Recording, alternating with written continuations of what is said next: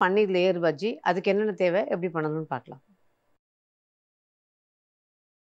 பன்னீர் layer bajji செய்ய தேவையான பொருட்கள்: பன்னீர் 200 கிராம் மெல்லிய துண்டுகளாக நறுக்கி கொள்ளவும், கடலை மாவு 1/2 கப், அரிசி மாவு 1/4 கப், மிளகாய்த்தூள் 1 டீஸ்பூன், பிளாக் சால்ட் எனப்படும் கருப்பு உப்பு தேவையான அளவு, ஆப்ப சோடா 1 சிட்டிகை, பச்சை சட்னி எனப்படும் புதினா சட்னி தேவையான அளவு, பெருங்காயத்தூள் 1/4 டீஸ்பூன், உப்பு ருசிக்கேற்ப, எண்ணெய் பொரிப்பதற்கு.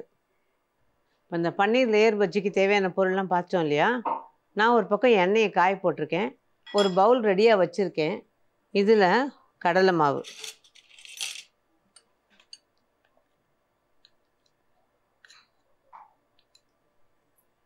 கடலை மாவில் பாதி அரிசி மாவு. உங்களுக்கு பஜ்ஜி ஓரளவு கொஞ்சம் நல்லா கிறிஸ்பாக வரும். அதோட பெருங்காயத்தூள், இதுக்கு அளவான உப்பு. இதில் உப்பு ஒரு 3/4 உப்பு போட்டுக்கிட்டிங்கன்னா போதும். என்ன காரணம், பன்னீரோட நம்ம அந்த மசாலா தடவி வைக்கும்போது அதில் கொஞ்சம் உப்பு இருக்கும். அதனால் இதில் ஒரு 3/4 உப்பு போட்டுக்கோங்க. காரமாக பிடிக்கும் அப்படின்னா கொஞ்சம் காரத்தூள் ஜாஸ்தி போட்டுங்க. அளவான காரம் வேணும்னா உங்களுக்கு ஓரளவு பார்த்து போட்டுக்கலாம். நான் 1 டீஸ்பூன் மிளகாய்த்தூள் போட்டிருக்கேன். அதோட கூட கொஞ்சம் ஆப்ப சோடா. இப்போ இது நல்லா கலந்துக்கணும்.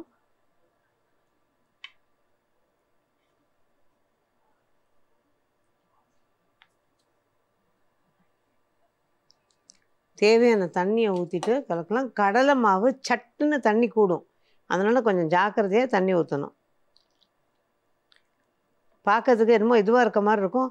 ஊற்றிட்டோம்னா சல்லுன்னு ஒரே இப்படி நீத்து போன மாதிரி ஆகிடும். அதனால் கவனமாக ஊற்றிக்குங்க.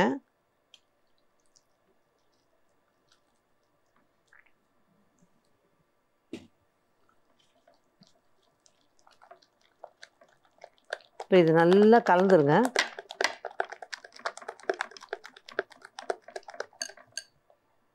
அவ்வளோதான்.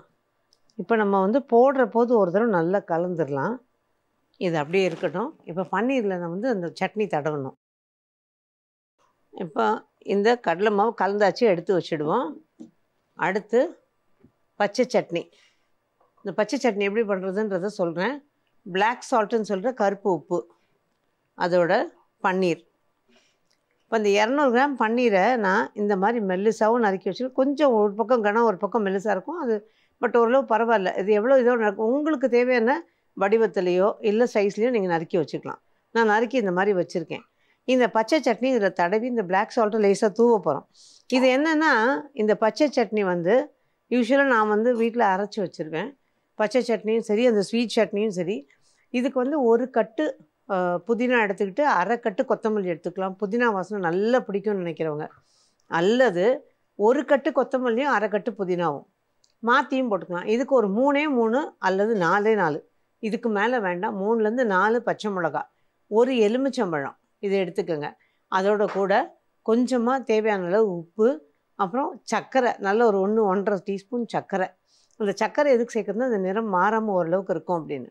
இது எல்லாத்தையும் ஒன்றா நல்லா கழுவி க்ளீன் பண்ணி இந்த கொத்தமல்லி புதினாவை எடுத்து வச்சுட்டு, பச்சை மிளகாலாம் எடுத்து வச்சுட்டு, நல்ல மிக்சியில் எல்லாத்தையும் ஒன்றா போட்டுடணும். உப்பு, சர்க்கரை, எலுமிச்சம்பழம் ஜூஸு, புதினா, கொத்தமல்லி, பச்சை மிளகா எல்லாம் போட்டு நல்லா நைஸாக அரைச்சிட்டு டப்பாவில் போட்டு, ஒரு டப்பாவை ஃப்ரிட்ஜில் வச்சுக்கோங்க, ஒரு டப்பாவை ஃப்ரீசரில் வச்சுக்கோங்க. ஃப்ரீசரில் வச்சிங்கன்னா நல்ல 3லேருந்து 4 மாதம் வரைக்கும் நல்லாயிருக்கும். தேவையான போது எடுத்து நம்ம யூஸ் பண்ணிக்கலாம். ஃப்ரிட்ஜில் வச்சுருக்கிறது ஓரளவுக்கு தான் தாங்கும். மேக்ஸிமம் போனால் ஒரு 15-20 நாள், இல்லை ஒரு 25 நாள் தாங்கும். ஏன்னா அதுக்கப்புறம் லேசாக கலரும் மாறும், அந்த வாசனையும் மாறும். ஸோ அது மட்டும் வச்சுக்கோங்க. ஸ்வீட் சட்னி வச்சு அரைச்சி ஃப்ரிட்ஜில் வச்சிங்கன்னா 2-3 மாதத்துக்கு நல்லாயிருக்கும் ஸ்வீட் சட்னி.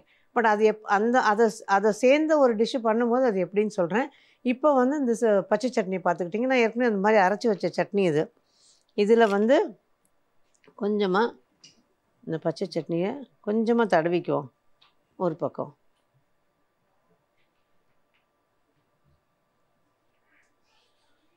அவ்வளோதான். இதோட லேசாக பிளாக் சால்ட் ரொம்ப லேசாக போட்டுக்குங்க. அப்புறம் உப்பு கூடிடக்கூடாது. அவ்வளோதான். இது நீங்கள் வேணும்னா மேலே கூட தூவிக்கலாம். அவ்வளோதான். இது அடுக்கிடுவோம். இது ஒரு லேயர்.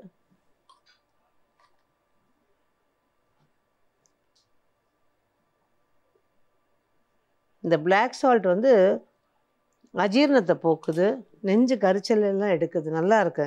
யூஸ்வலாக வந்து இந்த மோர்லெல்லாம் கலந்து கொடுக்கறதுக்கு நல்லா இருக்குது. ஸோ அதையும் நாங்கள் யூஸ் பண்ணிக்கிறது. ஏன்னா இது நம்ம ஊரை சேர்ந்ததோ அடுத்த ஊரை சேர்ந்ததோ எதுவாக இருந்தாலும் நமக்கு நல்லது பண்ணுது, டேஸ்ட்டும் நல்லா இருக்குங்கிறதுனால நம்ம சில விஷயங்கள் அடாப்ட் பண்ணிக்கிறோமோ அந்த மாதிரி ஒரு விஷயந்தான் இது.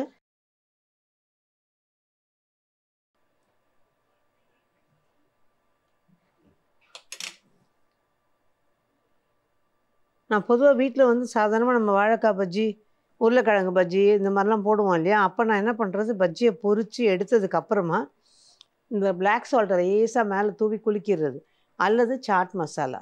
ஸோ அந்த எண்ணெய் பலகாரம் சாப்பிடும்போது அந்த நெஞ்சு கரிச்சல் சில பேருக்கு இருக்கும் இல்லையா, அது இல்லாமல் இருக்குது. அதனால் நீங்கள் ட்ரை பண்ணி பாருங்கள் அதை. ஒன்று பிளாக் சால்ட்டு அல்லது சாட் மசாலா. லாஸ்ட்டில் பொரித்து எடுத்ததுக்கப்புறம் தூவணும், அது கொஞ்சமாக தூவிக்கணும், அவ்வளோதான்.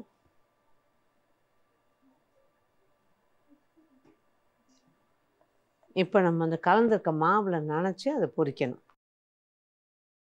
இப்போது பன்னீரும் தடவி வச்சாச்சு, மாவும் கலந்து வச்சாச்சு, பிளேட் ரெடியாக வச்சுருக்கேன். எண்ணெயும் ஓரளவு காஞ்சிருச்சு. திரும்ப மாவு வந்து ஒரு தடவை அடிச்சிருங்க. நான் சொன்னேன் பார்த்தீங்களா, போட போகிற போது ஒரு தடவை மாவு அடிச்சிருங்க. இப்படி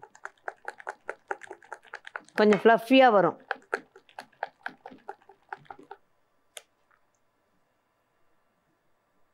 இந்த பன்னீர் இதை நினச்சிட்டு எண்ணெய் முதல்ல காஞ்சிருச்சான்னு செக் பண்ணிடலாம். ஏன்னா ஓரளவு பஜ்ஜிக்கெல்லாம் ஓரளவு கொஞ்சம் காஞ்சி நல்லா காஞ்சிருக்கணும், ரொம்ப அப்படின்னு இல்லை. இது ஒரு நல்ல போட்ட உடனே மேலெழும்பி வருது பாருங்கள், கரெக்டாக இருக்கும்.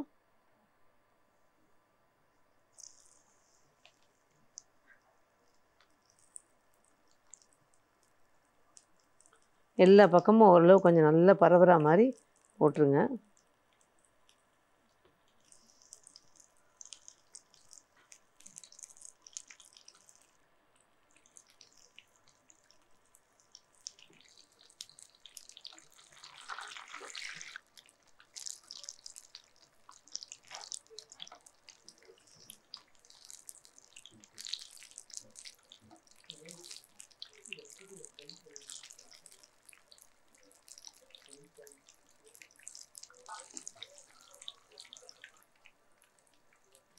ரெண்டு ஆயிடுச்சு, இதை எடுத்துடலாம். நீங்கள் வீட்டில் போடுறது வந்து குட்டி குட்டியாக போடணும் அப்படின்னா குட்டி குட்டியாக அந்த மாதிரி போட்டுக்கலாம். இப்போ இது சர்வ் பண்ணும்போது நீங்கள் அப்படியே பாதியாக நறுக்கிட்டும் சர்வ் பண்ணிக்கலாம். இது நல்லா பெருசு பெருசாக போட்டிருக்கேன். இதை அடுப்பு ஆஃப் பண்ணிடலாம்.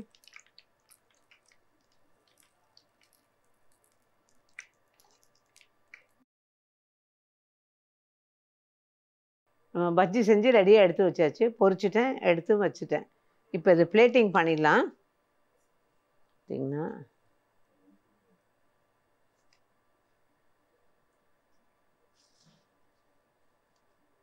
இப்போ இதை நம்ம இப்படியே வச்சுருக்கோம் இல்லையா, இதை வந்து ஒன்றே ஒன்று நான் வெட்டி காமிக்கிறேன் பாருங்கள்.